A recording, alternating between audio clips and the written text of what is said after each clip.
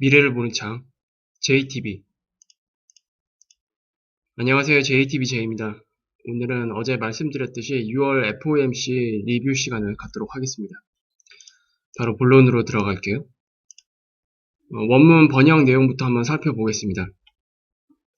연방준비제도는 지금과 같은 도전의 시기에 미국 경제를 지탱하기 위한 모든 수단을 동원할 것을 다짐하며 이로써 최대 고용과 물가 안정 목표를 추구할 것이다. 코로나 바이러스 확산은 미국과 전 세계에 걸쳐 인간과 경제에 혹독한 시련을 안겨주고 있다. 바이러스와 이를 억제하기 위한 조치들은 경제 활동을 급격히 저하시키고 실업을 폭증시켰다. 수요 침체와 심한 저유가는 소비자 물가 상승률을 끌어내리고 있다. 금융 상황은 개선됐다. 이거는 이제 저번 FOMC에서 달라진 부분이거든요. 그게 이제 주황색으로 표기해놨습니다. 이는 부분적으로 경제 회복과 가계 및 기업으로의 신용 흐름을 위한 정책의 역량을 보여주고 있다. 그러니까 한마디로 지난 3월 달에 있었던 그런 신용 경색 문제, 이런 문제는 이제 다 해결이 됐다. 그래서 신용 경제는 아직도 이제 벗어나지 못했지만 위기에서 금융시장 상황만큼은 다시 회복이 됐다라고 그냥 이해를 하시면 될 것 같습니다. 현재 벌어지고 있는 공공보건 위기는 경제 활동과 고용, 그리고 단기 인플레이션에 심대한 부담을 줄 것이며 중기 경제 전망에 엄중한 위험을 초래할 것이다. 이러한 상황 속에 위원회는 연방기금금리 목표 범위를 제로금리를 유지하겠다 얘기한 거고요. 위원회는 경제가 최근의 상황을 견뎌내고 최대 고용과 물가 안정 목표를 위한 정상궤도에 복귀했다는 확신을 갖게 될 때까지 현재 제로금리를 계속 유지할 것으로 예상한다. 이거는 뭐 지난 8월의 그 의견과 크게 벗어나지 않는 수준입니다. 그리고 위원회는 공공보건에 대한 정보를 포함한 새로운 경제 전망 정보들과 국제적 상황, 그리고 부진한 인플레이션 압력이 시사하는 것을 지속적으로 면밀히 살펴볼 것이며 정책 수단을 활용해 경제를 부양하기 위한 적절한 조치를 취할 것이다. 이제 뭐 별로 남아있는 정책 수단은 뭐 없습니다. 제가 계속 말씀드렸지만 포워드 가이던스, 일드캡 또는 일드 커브 컨트롤, 그리고 최악의 상황에서 쓸 수 있는 마이너스 금리 정도, 이렇게 이제 남아있는데 어쨌든 상황이 더 안 좋아지면 그 정책 수단을 사용하겠다, 뭐 그런 내용이에요. 향후 통화정책 방향을 조정하는 시기와 규모를 결정하는 데 있어서 위원회는 최대 고용 달성 목표와 상하 대칭적 2% 인플레이션 목표에 맞춰 경제 상황의 실물과 기대 수준을 평가할 것이다. 이러한 평가는 고용시장 상황, 인플레이션 압박지수, 인플레이션 기대, 금융과 국제 상황 등 광범위한 지표를 함께 고려할 것이다. 가계와 기업으로의 신용 흐름을 위해 연방준비제도는 향후 수개월 동안 재무부 증권과 기관의 주택 모기지 저당 증권, 그리고 커머셜 MBS 매입을 최소 현재 수준 이상으로 확대해서 시장의 원활한 작동을 뒷받침한다. 그리고 연방준비제도는 이로써 통화정책이 효과적으로 보다 더 넓은 범위의 금융환경으로 확산될 수 있도록 촉진한다. 아울러 공개시장 담당 데스크는 오버나잇 자금과 그리고 환매 조건부 계약 운영을 제공을 한다. 위원회는 시장 상황을 면밀히 살펴볼 것이고 적절하다고 판단할 경우 시행 방침을 변경할 것이다. 여기도 이제 주황색 부분 이제 저번에 없었던 내용들이죠. 이 내용들을 이제 조금 쉽게 설명을 해보자면 3월달 이후 이제 양적 완화를 계속 시행해 왔는데 밑지양빼기라고 해서 사람들이 저거 때문에 시장 하락할 것 같다라고 이제 안 좋게 보는 사람들이 있었잖아요. 근데 절대로 그런 게 아니라고 제가 말씀을 드렸습니다. 그래서 일단 지금 이번 FOMC에서 확인한 내용을 보면은 양적 완화 규모 그동안 서서 이렇게 계속 줄여왔단 말이에요. 근데 지금 수준이 하단입니다. 그렇게 확인을 시켜준 겁니다. 그 밑으로 밑장 빼기 안 한다는 얘기입니다. 왜냐? 최소 현재 수준 이상으로 유지할 거니까. 그리고 현재 수준에서 다시 확대하겠다라는 내용이 아닙니다. 이것도. 일단 현재 줄여놓은 상태에서 계속 유지하다가 여기서 필요할 때마다 확대하겠다라고 이해를 하시면 됩니다. 그러니까 지금 상황에서 더 이상 양적 완화 규모는 안 줄일 겁니다. 그렇게만 일단 이해를 하시면 될 것 같아요. 그리고 파월 기자회견을 좀 요약을 해보면, 일단 경제 회복을 위해 모든 수단을 동원하겠다. 이거 재차 강조했고요. 그리고 이제 연준에서 할 수 없는 재정 정책에 대한 부분을 책임지고 있는 의회 차원에서 추가적인 정책이 필요하다라고 이제 얘기를 했습니다. 그리고 실업 상황의 최악 상황은 일단 지난 것 같다. 5월이 최악이었다라고 이제 언급을 했고요. 근데 단 여기에 전제 조건이 있습니다. 2차 팬데믹은 없다라고 가정했을 때 얘기를 한 겁니다. 그리고 사람들이 경제 활동에 다시 나서기에 안전하다고 확신할 때까지 완전한 경제 회복은 없을 것 같다. 그리고 이걸 거꾸로 얘기하면 이런 상황이 발생되기 전까지 현재 정책 기조를 계속 유지하겠다. 그리고 지금 연준에서는 뭐 뒤에도 말씀드리겠지만 경제 회복까지 상당한 시간이 걸릴 것으로 예상을 하는 것 같습니다. 그리고 일드 커브 얘기 굉장히 많이 나왔었잖아요. 일드 커브 컨트롤과 같은 정책 카드가 있고 검토 중이다라는 수준에서 그냥 끝냈어요. 그러니까 운을 띄우긴 했는데 뭐 이런 것이 준비되고 있고 앞으로 어떤 상황에서 이것을 사용하겠다라는 정도의 수준은 아니지만 그냥 운만 띄우고 말았습니다. 그래서 제가 생각했던 립 서비스 수준보다는 낮은 수준. 그러니까 말 그대로 그냥 이런 정책 카드가 있다라고만 그냥 끝냈습니다. 아마 부담스러웠을 거예요. 지금 상황에서 또 가지고 있는 카드를 사용한다? 그러면 향후에 발생될 수 있는 그런 불확실성 상황에 대해서 대응할 수 있는 정책 카드를 하나 잃어버리는 셈이거든요. 그래서 계속 아껴놨다가 정말 필요할 때 사용할 것으로 예상이 됩니다. 그래서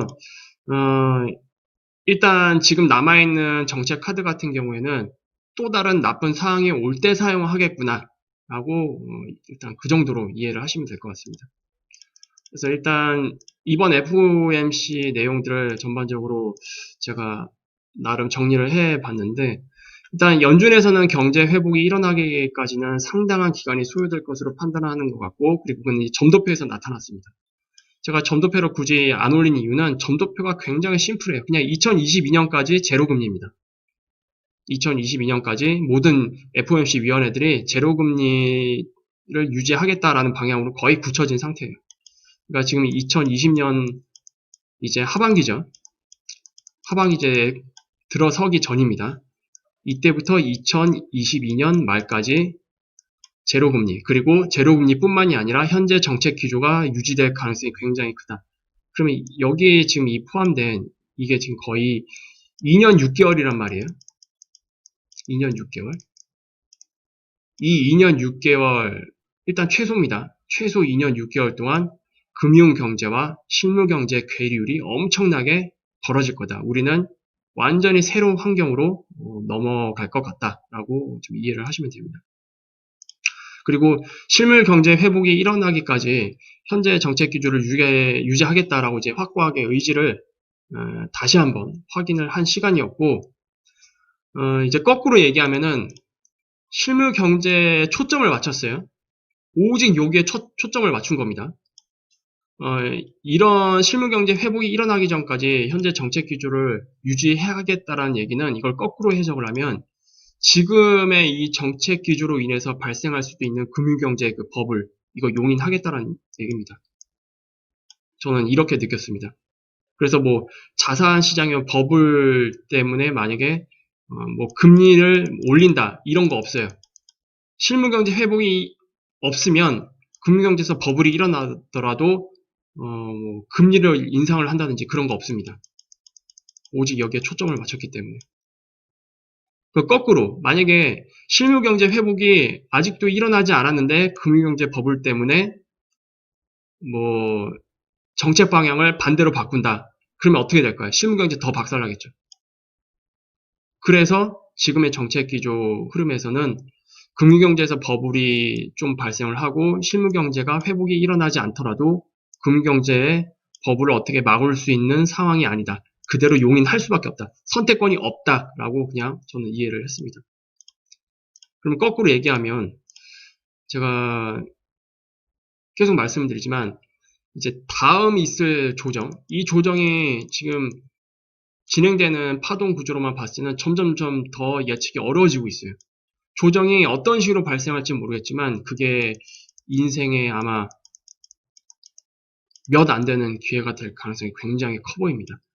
그리고 이거를 기회라고 제가 표현을 했지만 이걸 또 다시 이제 거꾸로 해석을 한다면 다음 시장에서 소외되면 심리적 타격이 굉장히 클 거예요. 물론 기회비용적인 측면에서도 굉장히 타격이 클 겁니다. 굉장히 클 거예요. 저는 그렇게 보고 있습니다.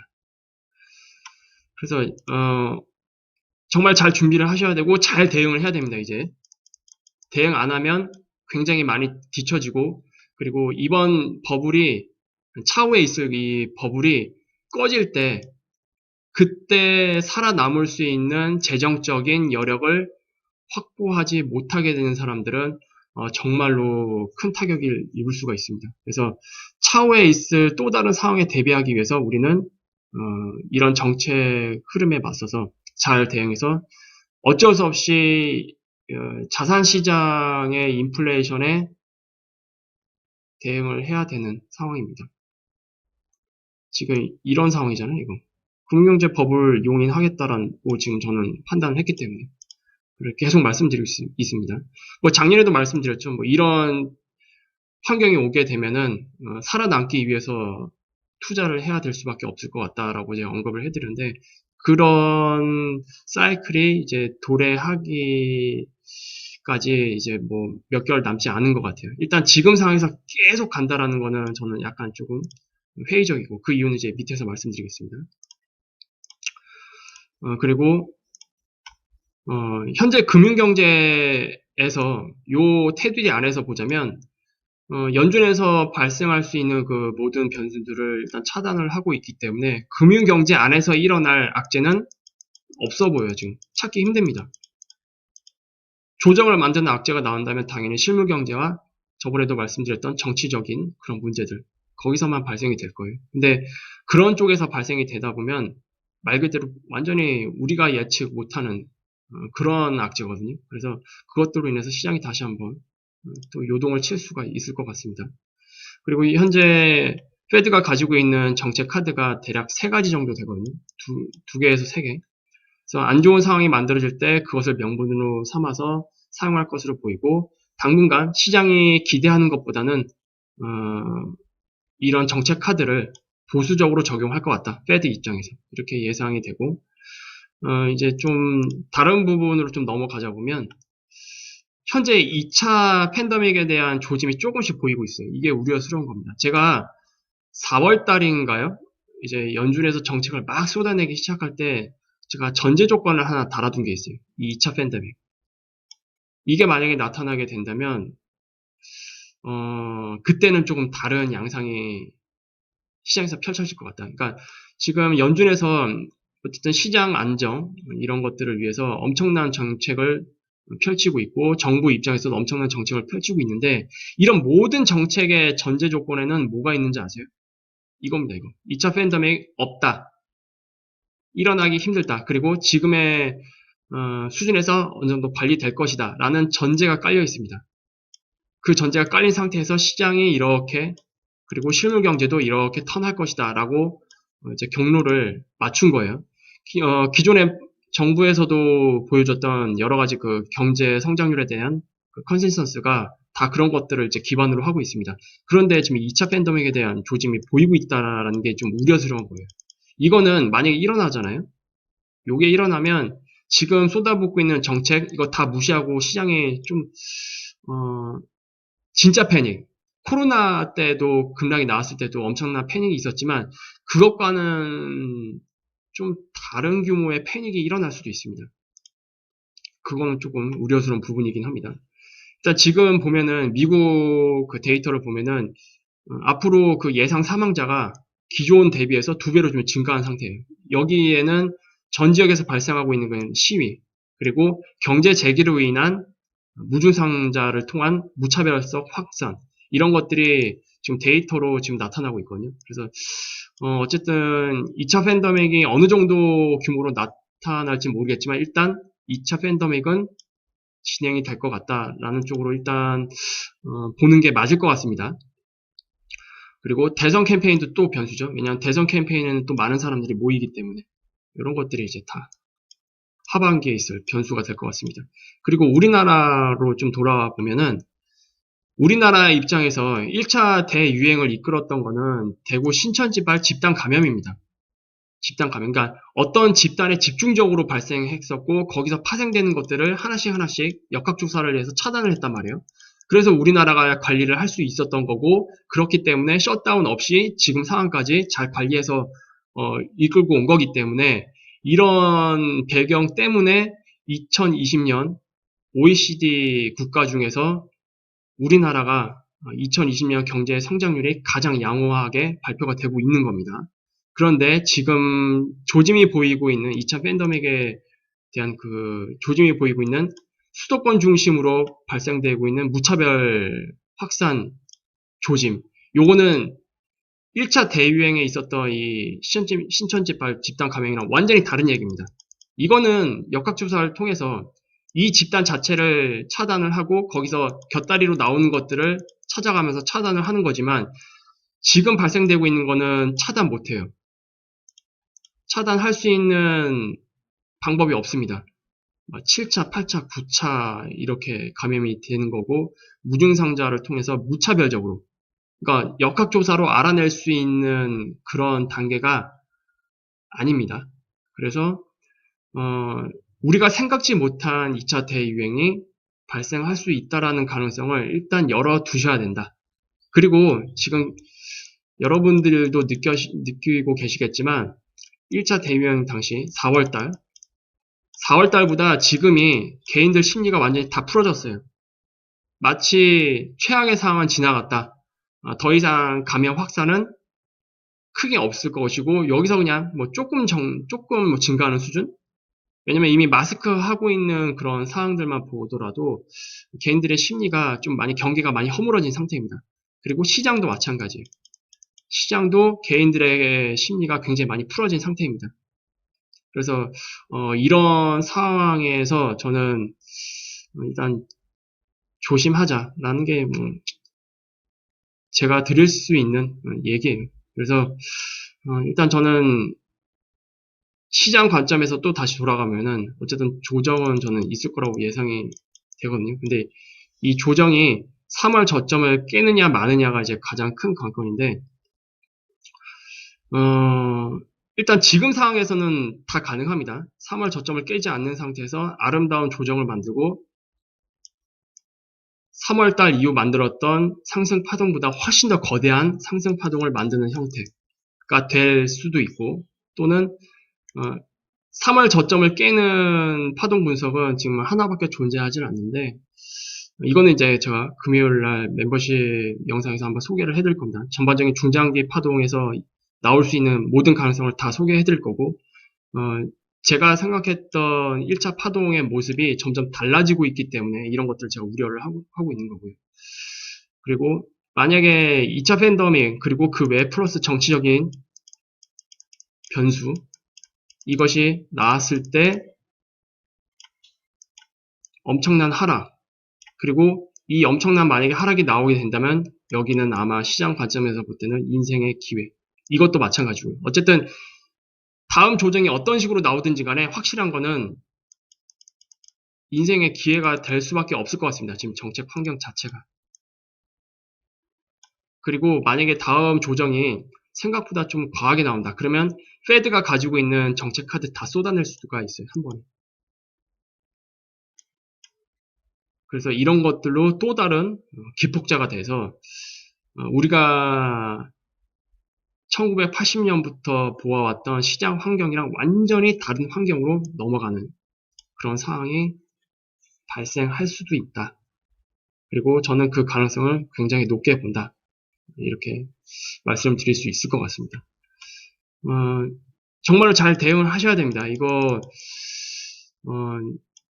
다음 조정이 뭐 크든 작든지 간에 일단 중장기 방향으로 봤을 때는 엄청난 버블이 한번 올 것 같아요. 지금 어떤 규모로 올지는 모르겠지만 그래서 여기에 대응을 못하게 되면 상대적인 박탈감, 소외감 이거 엄청날 거고요. 그리고 이 버블이 만들어지고 꺾일 때 대응할 수 있는 재정 여력을 확보하느냐 못하느냐도 지금 다음 조정장을 어떻게 대응하느냐에 다 달려 있습니다. 그래서 이런 것들을 다 좀 생각을 해 두시고 여러분들이 이제 계획을 짜시길 바라겠습니다. 그래서 오늘 영상은 이 정도로 마무리하도록 하겠습니다. 유익한 영상이 되셨다면 구독, 알람, 좋아요 부탁드리고요. 멤버십 분들은 내일 시장 분석 시간에 다시 찾아뵙도록 하겠습니다. 감사합니다.